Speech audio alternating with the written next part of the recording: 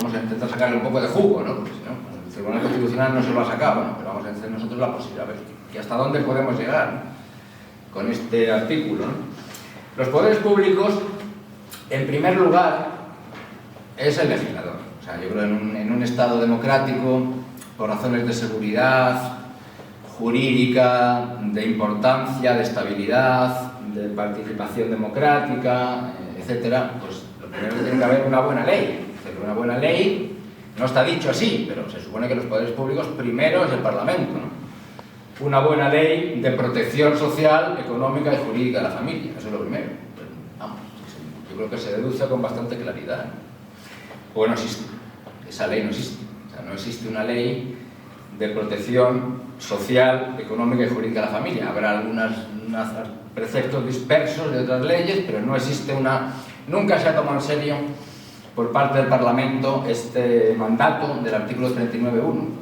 No se ha tomado nunca en serio. No sé por qué. Bueno, ahora parece, después de 44 años de Constitución, que se estaba redactando una ley de familias. No sabemos cómo es, no sé cómo está exactamente ahora. Creo que no he hecho la búsqueda, creo que no ha entrado en el Parlamento todavía. Parece que ha llevado un anteproyecto y no creo que ya salga en esta legislatura, ¿no? Ya por lo que queda de tiempo. Pero bueno, sería interesante consultar ese anteproyecto a ver por dónde van los tiros, ¿no? Pero parece curioso, ¿no? Que han tardado 44 años en darse cuenta que había un mandato implícito, no explícito, de dictar una ley de protección social, económica y jurídica de la familia. No existe. Y aquí ya empezamos con las pequeñas trampas de nuestro sistema jurídico, ¿no? Las pequeñas trampas. Y es que la Constitución está llena de mandatos a los poderes públicos, sobre todo en este capítulo tercero, hay muchos otros, ¿no? Esa es una de las novedades de nuestra Constitución en relación con el entorno, porque la de Francia no tiene prácticamente, la de Alemania tampoco. Bueno, pues Italia mucho menos, aunque Italia tiene algunas más, Portugal sí tiene, pero bueno, de alguna manera es una innovación relativamente importante, ¿no? ¿Por qué? Pues porque hay un intento en el año 78 de transformación social. O sea, no nos quedamos en los derechos clásicos, sino que hay una obligación pública de cambiar las cosas. Eso sí se firmó en el 78, luego se ha ido diluyendo, pero así se quiso hacer, un programa político, amplio, muy amplio, que obviamente limita las posibilidades del legislador. Bueno, esto se ha ido diluyendo muchísimo, ¿no? ¿Pero qué pasa? Pues que no existe en nuestro país, en otros sí existen, sin ir más lejos, Portugal, por ejemplo, no existe un sistema de control de las comisiones legislativas. O sea, no se puede recurrir lo que no hay. En otros países sí lo hay, esta posibilidad. Es decir, yo si quiero obligar al legislador a que dicte una ley, en este caso de una ley de protección de familias, no existe ningún procedimiento para ello. El Tribunal Constitucional no le dirán, no, aquí no tiene, aquí vayas a otra ventanilla porque aquí no puede entrar. Tiene que recurrir algo, no puede recurrir la omisión. Ahora, con mi imaginación, pues ya he intentado al menos controlar lo que se llaman las omisiones relativas. Es decir, hay una ley, tiene que haber una ley, y se puede recurrir a la ley por lo que no dice. Por lo que no dice. Entonces, es más complicado, pero bueno, se puede hacer y se ha hecho en algunas ocasiones. De hecho, por ejemplo, la primera ley del aborto fue recurrida en su día por el Partido Popular, la de los plazos, la de las 3 indicaciones, fue recurrida y la declararon inconstitucional por lo que no decía, precisamente, por lo que no decía. Luego se rectificó inmediatamente y se cubrió esa laguna y entró en vigor durante muchos años. Pero es un ejemplo ya antiguo de cómo se pueden recurrir las leyes por lo que no dicen, ¿no? Ahora bien, ya entre paréntesis, pero estas cosas hay que señalarlas porque nos pueden parecer técnicas, pero es que son importantes para ver las capacidades que tenemos, hasta dónde podemos llegar, hasta dónde el sistema nos permite llegar, ¿no? Es decir, el recurso de inconstitucionalidad directo contra las leyes tiene un plazo de 3 meses, ¿no? De manera que hay que darse prisa, ¿no? Y solamente lo pueden presentar órganos políticos, ¿no? órganos políticos, en la práctica, por cuestiones de fondo, ¿no? El único que lo podría presentar ahora es en este momento Vox y el PP, que tienen que tener 50 parlamentarios, ¿no? Entonces, ellos hacen lo que quieren, ellos no tienen ninguna obligación de presentar recursos de inconstitucionalidad, ¿no? Y tienen ese plazo, ¿no? Y luego, toda esta legislación de menores que vamos a estudiar después, pues no se puede recurrir, pues ya pasan los plazos. Podríamos haber intentado que se recurriera a la reciente ley de protección de los menores frente a la violencia, que ha modificado varios artículos de la ley del menor, por cierto, pero ya pasó el plazo también, ya no podemos. Y luego están los jueces. O sea, ahí tenemos un campo abierto, porque ahí no hay plazo, ¿no? Para recurrir las leyes tenemos la cuestión de inconstitucionalidad, que cualquier juez la puede presentar en cualquier momento, ¿no? Pero también se sostiene, cosa que yo no estoy de acuerdo tampoco, pero se sostiene mayoritariamente que el juez la presenta si quiere. O sea, no hay ningún derecho de los ciudadanos a exigir que los jueces presenten cuestiones de inconstitucionalidad. Cosa bastante discutible, pero bueno. El caso es que luego hay muchos filtros, así como los recursos políticos de inconstitucionalidad se admiten todos, simplemente cuentan que hay 50 firmas, nada más. Las cuestiones de inconstitucionalidad hay mucho filtro del Tribunal Constitucional para ver si realmente esa ley que el juez cuestiona estaba aplicándose con carácter central en ese procedimiento, ¿no? Entonces hay muchos filtros, hay cientos, yo creo que hasta cerca de 1000 autos del Tribunal Constitucional inadmitiendo a trámite cuestiones de inconstitucionalidad presentadas por los jueces. O sea, esto hay que hacerlo bien, pero ahí tenemos un campo abierto, y eso los abogados, en pleitos de familia, tendrán que pedir a los jueces que planteen cuestiones de inconstitucionalidad. No se ha presentado ninguna contra la ley del menor. O sea, que aquí hay un trabajo pendiente. Yo creo que sí habría fundamentos para presentarlo, ¿no? Aquí hay un tema que se puede hacer, ¿no? Conseguir que las leyes de familia que no nos gusten, pues sean cuestionadas por los jueces ante el Tribunal Constitucional. El otro problema que plantea el 39.1, el primer problema que estoy describiendo, es esa dificultad de convertirlo en vinculante, ¿no?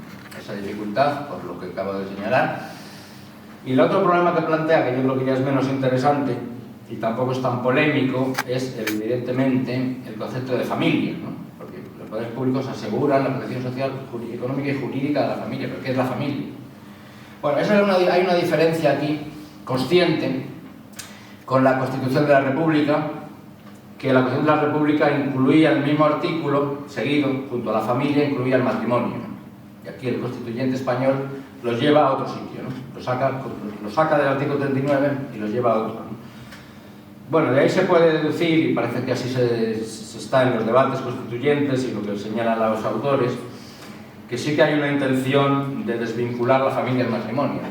Y de hecho, pues no hay un concepto en la ley de familia, no existe de momento en el derecho vigente, sí está en el anteproyecto, que seguramente nunca se apruebe, y tampoco hay un concepto claro de familia en la jurisprudencia del Tribunal Constitucional. Pero bueno, de alguna manera se ha ido construyendo, y desde luego lo que sí que queda claro es que no exige el matrimonio. No exige el matrimonio. Hay una sentencia antigua ya, del año 92, cuando los jueces cuestionan la constitucionalidad de la vieja ley de arrendamientos urbanos, cuando establecía la subrogación, estos alquileres antiguos, ¿no? Que ya yo creo que ya han desaparecido, la subrogación decía la ley, al cónyuge supérstite, ¿no? Bueno, pues eso lo declaran inconstitucional, porque también debe permitirse a la análoga relación de afectividad. No hace falta estar casado, ¿no? También. Entonces, bueno, ahí se vaya notando un concepto de familia bastante más amplio, no hace falta estar casados, y evidentemente, eso está claro, que lo dice la propia artículo 39, incluye los hijos biológicos, reconocidos o no, y los hijos adoptivos también. Eso está claro. Y luego, de todo caso, para construir, si queremos construir, aquí no hay mucho problema, un concepto amplio de familia, que creo que sí nos interesa, es bastante rica y bastante generosa en su conceptualización, la jurisprudencia del Tribunal Europeo de Derechos Humanos. Bueno, eso el 39.1. El 39.2 habla de la protección integral de los hijos. Protección integral de los hijos. Dice más cosas. Es otro mandato. O sea, el mandato 1, protección de la familia. Mandato 2, protección, añade integral, bueno, de los hijos. Esto yo creo que sí que está bien desarrollado legislativamente, más o menos bien desarrollado. No tanto en la ley del menor, aunque no es de los hijos, pero es del menor, ¿sí? Y en el Código Civil. Está bastante bien, yo creo que bastante bien regulado, ha sufrido bastantes modificaciones en los años de la Constitución. Y bueno, nos quedaremos ahí de momento. El párrafo tercero introduce una cosa curiosa, ¿no? Que son los deberes constitucionales. Fijaros que el capítulo tercero de la Constitución, de esto estamos en el título primero, que se llama de los derechos y deberes, y derechos y deberes fundamentales, ¿no? Entonces, cuando se habla de deberes constitucionales, normalmente se habla de los deberes de los particulares, no de los poderes públicos, deberes de los particulares. Y aquí hay un problema de legalidad, ¿no? Porque cuando se habla de deberes de los particulares, de los privados, quiero decir, no se puede, otro artículo, el 25, nos dice que no se puede sancionar a nadie, administrativa o penalmente, si no hay ley formal previa, ¿no? Entonces aquí al establecerse un deber de este tipo, como el deber de los padres de prestar asistencia a los hijos, es este el 39.3, deber de los padres de prestar asistencia a los hijos, pues está claro que está implícitamente dando un deber al legislador de regular esto, porque si no hay ley que lo desarrolle, se queda en una cosa interpretativa, que puede servir como elemento interpretativo, pero que no se puede exigir directamente, ¿no? Bueno, esto está también bien desarrollado legalmente, de una manera que, bueno, se puede discutir algunas cosas, pero por lo menos hay un desarrollo legislativo, esto es además muy antiguo, ¿no?, de este deber de los padres de prestar asistencia a los hijos, ¿no? Y luego tenemos el último párrafo, que es un párrafo extraño, ¿no?, curioso, aparentemente absurdo, porque dice lo siguiente, al párrafo 4 del artículo 39 de la Constitución: los niños, hoy diríamos los niños y las niñas, los niños gozarán de la protección prevista en los acuerdos internacionales que velan por sus derechos. Obvio, ¿no? Se supone, ¿no? Se supone que para eso están, ¿no? Entonces, ¿por qué lo ponen aquí? O sea, como que sobra, ¿no? Porque es algo tan obvio, ¿no? Se supone que si hay un tratado internacional que reconoce los derechos de los niños, pues los niños tienen esos derechos, que no, como que no encaja esto. Entonces, la única interpretación que se me ocurre, y esto no lo ha dicho nadie, pero yo creo que puede ser interesante, pues darle un sentido, porque se supone que los artículos de la Constitución tienen que tener un sentido, algo innovador, algo que digan nuevo, que dicen algo obvio, ¿no? Pues no tiene sentido, ¿no? Bueno, pues lo único que se me ocurre es que se está otorgando rango constitucional a los diríamos, la palabra correcta sería derechos humanos, derecho internacional de los niños. Les está poniendo al nivel constitucional. Esa es la única interpretación que se me ocurre. O sea, de hecho, esta fue la fórmula que propuso la UCD al principio, antes de hacer la Constitución. Dijo, no vamos a hacer una lista de derechos. Remitimos a lo que digan los tratados internacionales. Que igual había sido mejor, porque la verdad es que en muchos casos son más generosos que la Constitución. En muchos casos son más generosos, más amplios. Entonces, bueno, pues yo creo que aquí quedó esta idea aquí. Bueno, pues en vez de decir cuáles son los derechos de los niños, constitucionales, fundamentales, ¿no?, remitimos a lo que digan los tratados internacionales. Lo que estamos dándoles está una remisión de la Constitución al derecho internacional, pero colocándolos al nivel constitucional. Eso es mi interpretación. Bueno, hablando de las leyes, ya hemos visto que en el artículo 39 no se habla de leyes como tal. Bueno, hay una referencia, entre paréntesis, sí que hay una referencia única en la segunda frase del artículo 39.2, que dice la ley, esto está también copiado de la República, nada menos. La ley posibilitará la investigación de la paternidad. La ley, bueno, una referencia a la ley, está claro que aquí hay una reserva de ley, nada más que es esta, ¿no? Nada más. ¿Qué significa esto, reserva de ley? Esto es importante para ver qué podemos pedir, ¿no? Como activistas, bueno, qué podemos pedir, hacia dónde podemos dirigirnos, ¿no? ¿Cómo se puede regular esto? ¿En qué fuente del derecho se puede regular esto, ¿no? La reserva de ley significa que determinadas materias solo pueden ser reguladas por ley. Solo pueden ser reguladas por ley del Parlamento. O bueno, como se interpreta también, exactamente, es relevante también, yo creo, normas con rango de ley. Normas con rango de ley que pueden ser decretos legislativos, decretos leyes también. Y si no hay reserva de ley, en la Constitución, que es la única norma que puede establecer reservas de ley, se puede regular por reglamento. Esto es importante porque si no conseguimos que se apruebe una ley, en principio nada impide exigir que se apruebe un reglamento, que es más fácil. O sea, es más difícil conseguir empujar al legislador a actuar, ya hemos dicho que no existe un procedimiento de control de las omisiones legislativas, pero es más fácil conseguir, y aquí sí que hay recursos jurídicos, conseguir obligar, esto no se hace casi nunca, pero técnicamente es posible conseguir obligar a la administración a regular. Es peor, ya lo he dicho, es mejor que haya una ley, pero si no conseguimos una ley, pues a lo mejor conseguimos un reglamento, ¿no? Porque la administración no puede decir, no, es que no puede regular porque es el Parlamento que lo tiene que hacer. No, pero aquí sí puede, porque no hay reserva de ley. En el artículo 39 no existe. Solamente existen las reservas de ley que están en la Constitución, no hay más. Y luego también importante el ámbito de las comunidades autónomas, ¿no? Que también va a ser más fácil, ¿no? Estoy poniéndome un poco realista dentro de las dificultades que tenemos, ¿no? En nuestro sistema democrático representativo. Es más fácil, y también tenemos alguna experiencia, ¿no? Ya nosotros, es más fácil dirigirnos a los parlamentos autonómicos, por razones obvias, están más cerca, son más accesibles, no es tan complicado, tienen un margen de actuación relativamente grande, ¿no?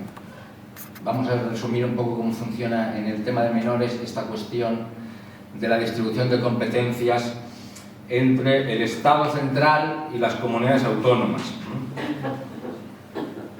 La ley del menor, que es la ley clave a todos nuestros efectos, que me la he tenido que volver a imprimir porque ha sido reformada por la reciente ley contra la violencia, contra los menores, había cambiado varios artículos. Es una ley orgánica. ¿Qué significa ley orgánica? Otra segunda reserva de ley. Hemos dicho reserva de ley, pero además hay una reserva de ley cualificada, ¿no? Que determinadas materias, además de revestir la forma de ley, obligatoriamente, tiene que ser una forma especial de ley. La ley orgánica, que básicamente se diferencia, en resumen, porque exige la mayoría absoluta del Congreso de los Diputados, ¿no? Solamente del Congreso de los Diputados, la mayoría absoluta. Y entonces esa ley orgánica del menor, que es la ley básica que nosotros ya tenemos que trabajar y conocemos, la mayoría de nosotros, no es ley orgánica entera, solamente algunos artículos. Hay que irse al final de la ley cuando dice qué artículos tienen carácter de ley orgánica y qué artículos tienen carácter de ley ordinaria. Luego sabemos que hay que tener en cuenta esa diferencia. Los que son ley orgánica, en principio, que no sabemos por qué motivo es ley orgánica, porque la ley no lo dice, nadie lo ha recurrido, esto tampoco. Los que son ley orgánica no pueden ser regulados por las comunidades autónomas, porque la ley orgánica es una figura solamente del Estado central, ¿no? Los que son ley ordinaria, en principio, habrá que ver, ¿no? Y el propio legislador, la propia ley orgánica del menor, nos dice además, cosa que nadie se ha dado cuenta, que en determinados artículos de esa ley hay que ir uno por uno marcándoles con unos colorines, porque unos son orgánicos, otros son ordinarios y otros son supletorios. ¿Qué es esto de supletorios? Pues que solamente se aplican si no hay ley de las comunidades autónomas. O sea que esos directamente nos los podemos cargar si hay una ley autonómica que diga que trate esas mismas materias, ¿no? O sea que hay bastante margen para las comunidades autónomas. ¿Cuál es la distribución de competencias aquí entre el Estado y las comunidades autónomas? ¿Qué margen tenemos? Los menores, como tal, ahora se habla de niños, niñas, adolescentes, bueno, me da lo mismo, no están en la Constitución, en la distribución de las competencias entre el Estado y las comunidades autónomas, no están, ¿no? De hecho, la ley orgánica se apoya en varias competencias de las exclusivas del Estado, en varias de ellas, y la más fuerte, diríamos, que es la competencia en materia de derecho civil. Eso es la más fuerte, pero aquí se entrecruza con otras cosas. ¿Qué es lo civil? Porque las comunidades autónomas, en el otro lado, hay que decir, también importante, para que no lo sepan, las competencias de las comunidades autónomas no están en la Constitución. Están en los estatutos de autonomía. Hay que ir uno por uno para ver cuáles son las competencias de las comunidades autónomas, ¿no? Hay que ir uno por uno. Y todas tienen asumida la competencia en materia de asistencia social. Asistencia social. Y la propia ley orgánica nos lo dice. Bueno, estos artículos son supletorios, algunos artículos son supletorios, mientras las comunidades autónomas no hayan regulado en materia de asistencia social. Asistencia social. Tampoco la ha recurrido nadie a esto. Las comunidades autónomas han dado por bueno todo esto, pero tienen bastante margen de maniobra. Y de hecho, todas las comunidades autónomas tienen su ley de protección de menores. Entonces, sería un trabajo que tenemos que hacer algún día. Es recopilar las 17 leyes, a ver si hay alguna mejor que otra, porque seguramente hay alguna mejor que otra, ¿no? Y con hacer un análisis comparativo, esto es un trabajo que puede ser para un trabajo de fin de carrera, por ejemplo, pero es un trabajo que no es nada difícil, nos puede llevar, yo qué sé, un par de días de trabajo, no es tanto, ¿no? Pero hay alguien que lo tiene que hacer. Pues no sé, yo corto cuando queráis. No, cuando tú veas, pero sí conviene mucho el que te hagan preguntas para comprender todavía mejor, o sea, que tú verás... Bueno, sí, doy un poco más de 15 minutos más, vamos. Esto... Porque aquí hay una cosa que a mí me parece que está bien, que yo lo he propuesto algunas veces, lo propuse hace poco en una ley que estaba ayudando a redactar, ayudé a redactar una ley en el País Vasco, hace poco estuvimos por allí, y les gustó la idea a los políticos de allí, que bueno, tampoco era una idea mía, lo llamé, se me ocurrió sobre la marcha y les hizo gracia, federalismo de avanzadilla. Federalismo de avanzadilla, bueno, algunas comunidades autónomas pues son más listas, son más rápidas, son más abiertas, avanzadas, y entonces hacen una ley y luego las demás copian, ¿no? Suelen ser los vascos, los catalanes, casi siempre. También tienen más medios, ¿no? Entonces, bueno, habrá que ver las leyes. Las vascas suelen ser las mejores en materia social, vamos a ver. Yo la verdad es que no la he leído, o sea, que falta mucho por estudiar aquí. Yo no me la he leído, pero yo creo que alguien, a lo mejor encontramos ahí, a lo mejor, las claves para avanzar, ¿no? Que alguien haga una buena ley y luego los demás continúen. Entonces habría que hacer este trabajo. Y aquí es fácil, relativamente fácil colaborar. Ya lo hemos nosotros, pues alguna vez nos han recibido. En los parlamentos autonómicos, algunos, yo también tengo por ahí el estudio publicado en algún sitio, no sé si recuerdo si en 7 o en 8, Madrid no, está prevista, no está muy bien regulado, pero bueno, está prevista la participación ciudadana en el procedimiento legislativo. En Madrid no, a nivel nacional no está regulado como derecho, pero bueno, de alguna manera se suele admitir que grupos sociales, si llaman a las cosas adecuadas, intervengan en el procedimiento legislativo. O sea, que esto hay que aprovecharlo. Andalucía, por ejemplo, funciona bastante bien, ¿no? En Andalucía yo sí que lo miré, en Andalucía me estudié los casos, y en Andalucía pues hay bastantes leyes que han participado, luego al final decide, lógicamente, los parlamentarios, pero bueno, han escuchado a la sociedad civil antes de dictarlas, han hecho sus propuestas y todo está publicado en los diarios de sesiones, ¿no? O sea, que es más fácil en todo caso, aunque Madrid no tenga este mecanismo, pero es más fácil en todo caso el conseguir que nosotros, ¿no?, trabajemos en leyes autonómicas, en leyes nacionales, ¿no? Y una vez que esté aprobado a nivel autonómico y se vaya extendiendo, pues seguramente el Estado, pues como ha pasado, por ejemplo, en muchos casos, ¿no? Ahora se ponen las medallas del ingreso mínimo vital o de la ley de vivienda, que esa no sé si se va a aprobar, yo creo que no les da tiempo tampoco, porque además hay muchos intereses en contra, ¿no? Pero la ley de ingreso mínimo vital ya estaba en las comunidades autónomas, hacía algunas hasta más de 20 años, ¿no? Y ahora el Estado lo copia. O sea, que yo creo que esto también puede ser una forma de trabajar. Primero lo autonómico y luego ya se hará, en tal caso, trabajemos a nivel autonómico. Bien, artículo 39, entonces, en resumen, mandatos genéricos, bastante genéricos, no bien cumplidos en lo que se refiere a la familia como tal, ¿no? Y por tanto, pues no tienen la fuerza característica de los derechos, ¿no? De los derechos, que es lo que más, digamos, los derechos es el arma más fuerte que tenemos los ciudadanos en el sistema jurídico para conseguir cosas, ¿no? Ahora, ¿se podrían interpretar como derechos? Pues yo creo que sí,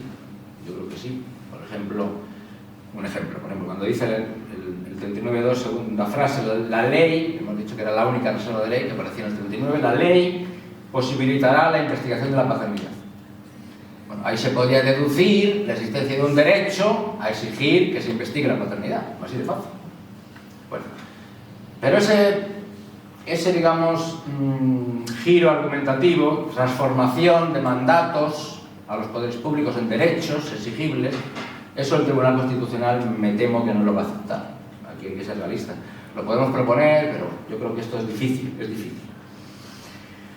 Tenemos una institución que es el Defensor del Pueblo, que según la Constitución está para proteger los derechos del título primero, todos. Y entonces el Defensor del Pueblo, por los motivos que sean, y esto es una tradición desde el comienzo, ¿no?, pues realmente protege todo, no solamente los derechos. O sea que se ha, digamos, expandido su ámbito de control hasta incluir por lo menos toda la actividad administrativa, ¿no? Aunque no haya derechos, y de hecho no argumenta, y yo lo he criticado varias veces, y yo voy perdiendo amigos cada vez que escribo, pues no argumenta como en forma de derechos. El Defensor del Pueblo no argumenta en forma de derechos, que le daría mucha más fuerza a sus argumentaciones, pero no lo hace, ¿no? Parece que es un órgano administrativo. Bueno, el Defensor del Pueblo sería una institución clave porque tiene una posibilidad que no tienen los tribunales que venimos citando hasta ahora, ¿no? El Defensor del Pueblo puede recomendar cambios legislativos, aunque no sean inconstitucionales. Las leyes no sean inconstitucionales igual, él recomienda, porque su parámetro de control es más amplio que la Constitución, ¿no? La ley dice, el Defensor del Pueblo dice, situaciones injustas o perjudiciales. Entonces se podría recomendar cambios legislativos, cambios de políticas. Los jueces no pueden recomendar cambios de políticas. Los jueces tienen que solucionar el caso que tienen delante, que suele tener nombres y apellidos de una persona concreta, ¿no? No pueden decir, bueno, pues que pueden decir que a este señor se le indemnice, pero no, el problema de fondo no lo arreglan. Los jueces el derecho procesal es muy individualista, ¿no? Es muy individualista. Hay algunos casos que sí, legitimación colectiva, pero vamos, es poco frecuente, ¿no? Entonces el Defensor del Pueblo tiene muchas más posibilidades y muchos más campos de actuación. Ahí es una institución con la que hay que trabajar, hay que ir allí a quejarse, Y esto, pues, ¿qué problema tiene? Como me decía un amigo que trabaja allí, aquí nos podemos confundir y no pasa nada. No hay ninguna responsabilidad, o sea, no se pueden recurrir las resoluciones o no resoluciones del Defensor del Pueblo, ¿no? No se puede recurrir, cosa que también es discutible, pero de facto no se pueden recurrir, pero hay que ir. Ahora, los últimos datos no son muy halagadores, por ejemplo, de menor, ya contar 2009, ahí lo guardaron en el cajón. Y con de Jarama. Que sí, perdona, no te corto mucho, pero es bueno saber que esa vez que el defensor del pueblo se compromete es porque un grupo de trabajadores sociales y de personas afectadas denuncian los suicidios y los malos tratos en el Picón de Jarama. Y eso es muy importante saber. O sea, realmente, si no somos nosotros los que protestamos como protestaron en ese momento y se consigue que este hombre, ahora se me va el nombre, Barrientos, lo publique, no se habría producido ese informe. Es bueno saber. Perdonad. Bueno, pues el último es el año 2021, el de 2022 todavía no se ha publicado, el informe del Defensor del Pueblo anual de 2021, que tiene la obligación de presentar en el Parlamento, ¿no? Las dos páginas que le dedica al tema son bastante, no sé cómo llamar, casi diría, patéticas. Porque es que dice lo siguiente, léanlo, página 313, 314. Hay muchas quejas que llegan aquí sobre temas de tutelas a esta institución, pero bueno, como son muchas, no tenemos tiempo de resumirlas. Así lo dice. Defensor del pueblo. Y lo que no sé si este fue de Marugán o ya de Gabilondo, no lo sé, debió quedar entre medias. No sé quién bueno, ya lo presentó Gabilondo, pero no sé si viene de la anterior. Luego valora muy bien la importancia de la administración pública, que claro, ante situaciones de desamparo es importante que la administración tome medidas, ¿no? O sea, valora muy bien esto. Y hace una referencia, una recomendación, solamente una, en este informe solo cita una, a la Generalidad de Valencia sobre un caso de la retirada de la tutela de un niño lactante. En un caso, dice, bueno, pues se recomienda que en el futuro se tengan cuidado a la hora de adoptar decisiones, de separar a los lactantes de sus madres, tal. Eso es lo que hay en el informe, no hay más. O sea, no hay ninguna referencia a la ley, a sus defectos, a interpretaciones judiciales, son una página y media. No, o sea, por eso no... Pero bueno, hay que insistir. Ahí dice Victoriano que el informe se consiguió por un señor que insistió mucho, pues no sé si es verdad, por ese señor no lo veremos, pero bueno, que si insistimos, a lo mejor en vez de ese señor, ¿cómo se llama? Barrientos, porque el Victoriano que va allí y de tanto dar a insistir, pero a lo mejor le hacen caso y lo cambian. Entonces parece ser que un salvo señor tiene un poder importante de cambiar la doctrina del defensor del pueblo. Vamos a intentarlo, vamos a insistirle y sobre todo, soy muy partidario a veces de las reuniones y tal. Yo no soy tan partidario, yo creo que hay que pensar en esta gente, la gente tiene muchas cosas que hacer, recibe muchas personas, tiene que estudiar, tiene muchos actos institucionales, le gusta mucho esto de ver al rey, ver al tal. Entonces, bueno, pues hay que hacerlo por escrito, las cosas hay que hacerlas por escrito, y bien argumentado, bien razonado, y al final le va a llegar a un funcionario de la institución. No hay que pensar que el defensor del pueblo va a solucionar todos los problemas de vulneración de derechos fundamentales en España, que son cientos de miles, una sola persona, catedrático de metafísica. Hombre, yo creo que eso lo hará un funcionario que será más fácil, el defensor firmará. O sea, yo creo que hay que dárselo todo muy bien argumentado escrito, y luego ya cuando llegue el documento, ya si eso, le pedimos una reunión para recordárselo, pero no hace falta, porque es que al final las reuniones, no sé, todos muy simpáticos, le dan un café, pero no hacen nada. Vamos a ponerlo por escrito, así no tiene escapatoria posible, ¿no? Bueno, no hay derechos fundamentales, se podrían deducir, ya digo, pero hay que ser un poco realista, en el artículo 39 como tal, pero está la conexión, esto es importante, ¿no? La conectividad está de moda, la conectividad por conexión con otros.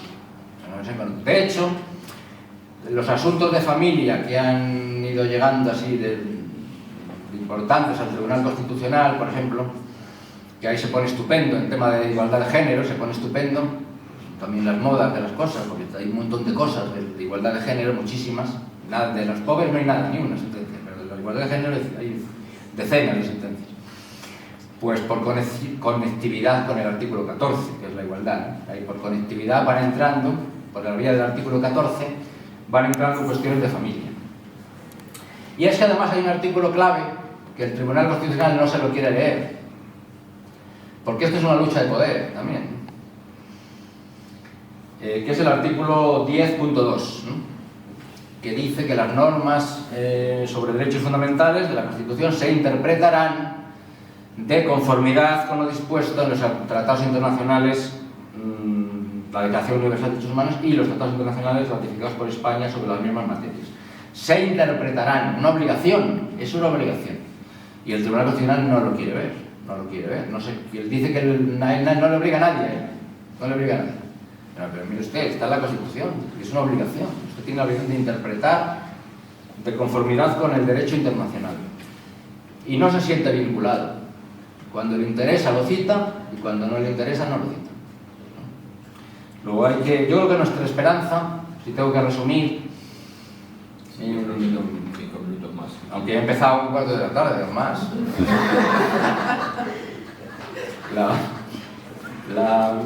Por concluir un poco, bueno, yo creo que hay que trabajar mucho, hay que darle mucho, muy duro. Nuestra esperanza no está tan, ya no es tan, yo no confío mucho en nuestra clase política, no confío mucho, cada vez menos en nuestro Tribunal Constitucional, cada vez más politizado, o mejor dicho, más que politizado, partidizado, ¿no? Porque politizados son todos políticos, partidizado, cada vez peor, no confío mucho, y al final la esperanza casi nos la va a dar Europa y las Naciones Unidas también. Entonces, ¿dónde están algunas pistas que nos van a ayudar, ¿no? Y también aquí hay que hacer litigio estratégico, y ahí sí yo sí puedo. Y ya se lo dije a Victoriano y no me ha querido, le he ofrecido ir al Tribunal de Derechos Humanos y dice, bueno, ya hablaremos. Bueno, a ver, te estoy ofreciendo gratis ir al Tribunal de Derechos Humanos y no me ha dado. Yo lo ofrezco a todos los que están aquí, gratis, te lo ofrezco, al Tribunal de Derechos Humanos. Bueno, ¿qué ha pasado? En el Convenio Europeo de Derechos Humanos, tiene el artículo 8 que habla del derecho a la vida privada y familiar. Entonces, no es exactamente igual que nuestro artículo 18, que es intimidad privada y familiar. O sea, una cosa es la intimidad privada y familiar y otra cosa es la vida privada y familiar. Según el Tribunal Constitucional, ¿podría ser lo mismo? Pues yo creo que sí. Si se estira un poco la intimidad, como lo hace cuando le interesa, por cierto. Alguna vez sí lo ha hecho. Si se estira la intimidad, pues se convierte en vida privada. Bueno, pues pero según el Tribunal Constitucional, el español, la vida privada no es un derecho fundamental. La vida familiar no es un derecho fundamental. Es un derecho humano. Bueno. ¿Qué dice el Tribunal Europeo de Derechos Humanos? Pues sí, que del derecho a la vida familiar se deriva, lo voy a resumir, ¿no? Se deriva el derecho al mantenimiento de la unidad familiar. Luego es un derecho humano. Vale, pues sí. Sigamos la corriente del Tribunal Constitucional, no es un derecho fundamental, me da igual, es un derecho humano, es prácticamente lo mismo, ¿no? Prácticamente lo mismo. Debería ser prácticamente lo mismo. Si los jueces españoles leyeran derecho internacional, y hay que dárselo, es que hay que dárselo leído, a los abogados se lo tienen que dar, ellos no lo conocen, no lo estudian en la carrera, bueno, hay que dárselo. Sería prácticamente lo mismo, ¿no? Casi lo mismo, sería. Pues eso hay que estirarlo. Y hay cinco sentencias contra España por vulneración del derecho a la unidad familiar, ¿no? Y bueno, aquí las tengo. Si alguien no me da tiempo, pero bueno, pues ahí están, donde se nos dice a España que ha vulnerado el derecho a la vida familiar, el derecho humano a la vida familiar, porque se tardaba mucho en los jueces en resolver, porque no motivaron suficientemente la retirada de la tutela, no ponderaron las circunstancias. O sea, en definitiva, es lo que tenemos aquí. Esta es una mina para todos nosotros, lo que tenemos. Esas 5 sentencias que son de España, luego hay otros cientos que son de otros países. O sea que la última es de 8 de noviembre del 2022.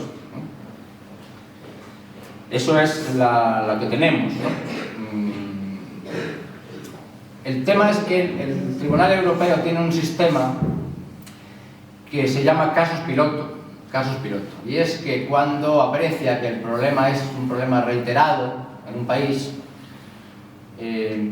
dicta una sentencia que llama, que podríamos llamar, en la doctrina se llama sentencia estructural, que no se limita al caso concreto, ¿no? O sea, en estos 5 casos españoles se dice, repárese, y claro, ya han pasado muchos años, el caso, pues son casos que después de 5 años sin ver a sus hijos, pues ya, y cuando llega al Tribunal Europeo han pasado 10, pues ya el niño ya no es niño, claro. Entonces, reparación económica, que no le puede dar, claro. Indemnizaciones económicas, que no muy altas. No hay más solución a estas alturas, pero no se atreve a dar el salto, el caso piloto, a la vulneración estructural. Porque ¿cuándo se produce el caso piloto? Para el Tribunal Europeo, que hay pocas, es como 20 sentencias en toda su historia. Ninguna de España. Cuando recibe cientos, miles de casos iguales. Por ejemplo, 1000 jueces de Turquía, esto es un caso real, 1000 jueces de Turquía han sido expulsados de la carrera judicial por sospechosos de connivencia con el terrorismo. 1000 jueces, 1000 demandas le llegan, claro, se ponen de acuerdo 1000. Dice que hay un problema, no vas a responder a los 1000. Son todas iguales, respondemos a uno y problema estructural. No solamente reparar el daño a uno, sino cámbiese la legislación. Cámbiese la legislación. Entonces, claro, si nosotros presentamos 1000 al Tribunal de Derechos Humanos, 1000, pues dirán, hombre, que hay un problema en España.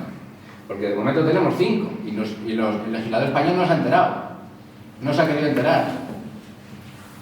Claro, y eso que lo traducen y lo publican en la web del Ministerio de Justicia, estas sentencias. Pero no han hecho nada. Y peor todavía, el Comité de los Derechos del Niño. Bien, Convención de los Derechos del Niño. Ahí está el artículo 9, que nos interesa. El artículo 9, que es bastante largo, nos interesa mucho estudiarlo. Pero yo no creo que sea contrario a la legislación española. No creo que haya una contradicción entre la ley española y el artículo 9 de la Convención de los Derechos del Niño. Pero sí nos da algunas pistas para mejorar la aplicación de la ley española. ¿Este comité qué puede hacer? Mucho, pero no se conoce. Vamos a ver, ¿qué posibilidades tenemos? Tenemos 2, fundamentalmente. Tenemos las quejas individuales. Podemos recurrir al Comité de los Derechos del Niño de Naciones Unidas. Esto es fácil, no hace falta ser abogado, yo lo puedo hacer también. Es fácil porque son 20 señores que están ahí despistados. Uno es de Albania, otro es de Chile, otro es de República Sudafricana, otro es de Angola, Se juntan ahí 4 veces al año y nadie les da órdenes. Entonces yo creo que ahí se pueden conseguir. Antes había en español, pero ya no están. Pero bueno, ahí están deseando, yo les conozco, están deseando que les llame la gente y les den datos, porque ellos no cobran, no tienen sueldo, solo les dan las dietas cuando van a Ginebra. Y no tienen información de los países, como si no tienen dinero, no tienen nada. Entonces están deseando que las ONGs, la gente les dé información y les den pistas, ¿no? Ahí se pueden presentar quejas ante el Comité de Derechos del Niño. Me he estado mirando ayer, por quedar bien con vosotros, para estar al día, me he estado mirando ayer por la noche las últimas, y hay muy poquitas sobre España, y son casi todas de extranjeros, de menores extranjeros. Eso yo creo que es, seguramente, tengo la intuición, de que es porque las ONGs de temas de migrantes son más activas, más fuertes, ¿no? Y se han ido ahí. Por cierto, hay que agotar las vías internas en España, pero bueno, cuando agotemos las vías internas, tenemos la vía del... Entonces no hay ninguna que yo no he encontrado, no he leído todas, la verdad no me ha dado tiempo, pero hay como 15. He estado mirando las últimas. No hay ninguna sobre estos temas de tutela, ¿no? O sea que yo creo que habría que forzar, cuando terminemos la vía en España, que será la audiencia provincial seguramente, pues ya nos podemos presentar un caso, y ya si tenemos un caso ante el Comité de los Derechos del Niño, que nos den la razón, pues esto es importante, porque el Comité de Derechos del Niño sí se atreve más, como no es un tribunal como tal, sí se atreve más a hacer fallos estructurales. A lo mejor tenemos suerte y de paso, además de reparar el caso concreto, recomienda al legislador que modifique la ley, ¿no? Y ya lo he dicho además, en otro tipo de documentos que se llaman las observaciones finales. Las observaciones finales. Cada 5 años, el Comité de los Derechos del Niño evalúa el cumplimiento de la Convención en cada uno de los Estados parte, ¿no? Y la última, o sea que estarán preparando ya la siguiente, la última es de 2018, o sea que toca ya, hay que estar atentos. Hay un calendario en la web de Naciones Unidas del Alto Comisionado de los Derechos Humanos, hay un calendario de visitas y de todos los plazos de presentación. Hay que estar atentos porque ellos están deseando que les mandemos información, porque ellos no tienen información. Que les mandemos información al Comité de los Derechos del Niño, porque ahora el gobierno dirá que todo va fenomenal, ¿no? El gobierno tiene que, pues cada 5 años, tiene que hacer su informe, aquí todo funciona maravillosamente. Pero eso, claro, si no tiene contraste con las ONGs, que son las únicas que suelen participar aquí, pues entonces el comité lo va a leer todo y va a... Entonces, ¿qué dicen? En 2018 sí dice, sí hace recomendaciones estructurales, o sea, estas observaciones finales de cada 5 años, estas son generales realmente, no son casos concretos, no habla de nombres y apellidos. ¿Cómo lo hacen? Pues eso es un misterio, la verdad, porque esto al final es como si un señor de Angola, otro de Sudáfrica, otro de Canadá, pueden saber cómo está la normativa y la aplicación de la normativa en España. Esto es un misterio. Pero la verdad es que tienen... ¿Qué nos hace falta a nosotros? Ayer lo veíamos con el propio, también el director de la película. ¿Qué nos pasa a nosotros? ¿Qué problema tenemos? Pero vamos, yo sí, claro, como tenía unos amigos en mi casa, y me dice, ¿dónde vas? Un sábado. Bueno, pues hay una reunión ahí de un sábado. Pues sí, un sábado. Bueno, pues, ¿y qué vais a hablar? Pues de esto de los menores, de los que les quitan a los niños. Pero eso algo habrán hecho. O sea, pero todo el mundo dice esto, algo habrán hecho. Son amigos míos, gente con más o menos conocimientos. Bueno, pues es que tenemos un problema. Entonces, ¿qué necesitamos? Un gran trabajo sociológico que no tenemos el dinero para hacerlo. Eso cuesta dinero. ¿Y entonces, qué es lo más fácil? Argumento de autoridad. Argumentos de autoridad. Naciones Unidas. Lo ha dicho Naciones Unidas. O Mayor Zaragoza, autoridad. Bueno, algún referente. Tamames ya no, porque Tamames era un referente victoriano, pero ya no está el referente. Bueno, Naciones Unidas. Lo han dicho, dicen. Naciones Unidas dicen. Y el gobierno lo sabe. Pero lo que pasa es que nadie lo mueve, esto hay que moverlo, porque claro, estos recomiendan. Si no hay ningún castigo, si no se cumple, ¿no? Esto hay que moverlo y darlo a conocer. Esto es un argumento de autoridad. Es que no lo dice Victoriano, lo dice Naciones Unidas. Entonces sí, lo dice Naciones Unidas, que al final ¿quién es? Es un señor de Angola que pasó por allí, pero bueno, tiene el sello, ahí viene el sello de Naciones Unidas. Viene el sello aquí viene el sello de Naciones Unidas. Pues ya les pones el sello y la gente se cree todo. Bueno, pues el sello, dice. Por lo que aquí nos interesa, aquí viene en la página 8 y 9 del último informe, dice, recomienda que el Estado español vele porque en todos los casos